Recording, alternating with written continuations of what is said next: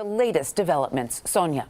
Yeah, Tanya and Joe, the White House press secretary in just the last hour announced that Colombia has agreed to terms with the U.S., including accepting migrants from that country back on U.S. military flights. All this after President Trump announced those new tariffs and sanctions on Colombia for not accepting them. Now, just moments ago, the Colombian government announced it has come to an agreement with the U.S. And again, there will be that meeting between the two countries in the coming days. Meanwhile, the Trump administration's border czar is defending those latest ICE raids and deportation efforts, saying those in the country illegally who've committed crimes will be treated as threats to national security. If you're in the country legally, you got a problem.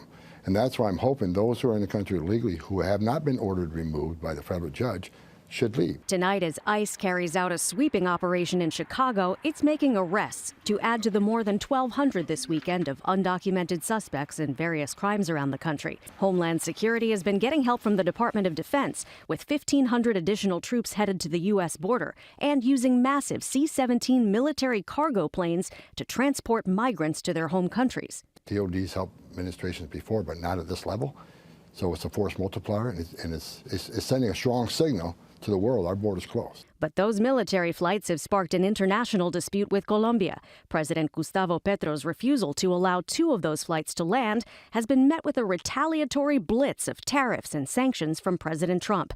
The president announcing the U.S. will impose 25% tariffs on all Colombian imports and threatening to raise them to 50% in a week. This is likely to hit American consumers with higher costs. The U.S. imports billions a year in Colombian crude oil, coffee, and bananas. The U.S. also imports more flowers and nursery stock from Colombia than any other country, according to the USDA. And Valentine's Day means big business for imported flower retailers. Trump also announced travel bans and visa restrictions on Colombian government officials and their supporters, claiming these measures are just the beginning. Colombia's president wasted no time hitting back, with 50% tariffs on U.S. goods, and in a rambling social media post telling Trump, "I resist you." Both Colombia and Mexico are refusing to allow U.S. military deportation flights, as ICE detention centers are expected to fill up quickly. On ABC's This Week, border czar Tom Homan said he's confident ICE will be getting more resources, and was asked if those federal agents should be going into schools.